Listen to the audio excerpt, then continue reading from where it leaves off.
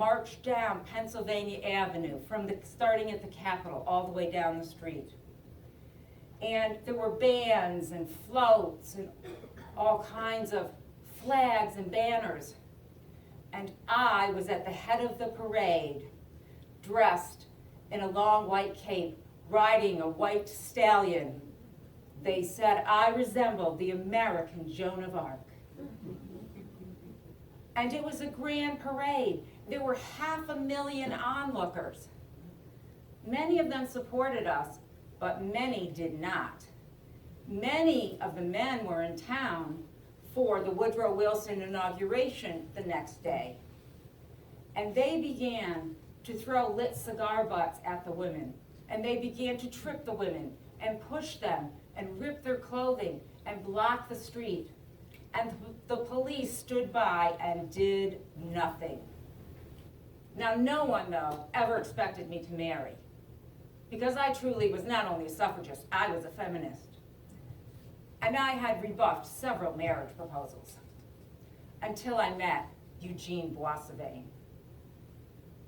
I proposed marriage to him, and he said no.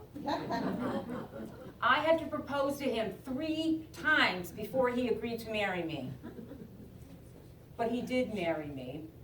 And when we came back to this country, I could no longer practice law because Eugene was a citizen of Holland. Therefore, I, being his wife, was no longer a U.S. citizen and could not practice law in this country. I went town after town, speaking during the day, riding the train through the night, city after city, and I was not feeling well.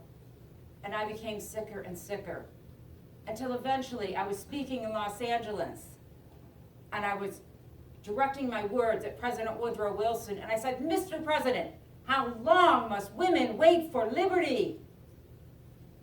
And then I collapsed on stage. I was taken away to the hospital and was given blood transfusions, and all kinds of things were tried. But about 3 weeks later, I passed away on November 25th, 1916, at the age of 30. I stood silently on the sidewalk. They were called the Silent Sentinels. And one of the banners that they held up were my last words. After 6 months of women going out there day after day and standing in the snow and rain and cold, they began being arrested for obstructing the sidewalk. And they were thrown in jail. A little more than a year later, the 19th Amendment was passed through Congress and ratified by 36 states. I did not have a chance to ever cast a vote. But you women and you men, you do have the opportunity to cast a vote. And so please do not let my life be in vain. Please vote, cast your ballot, and cast it wisely. Thank you.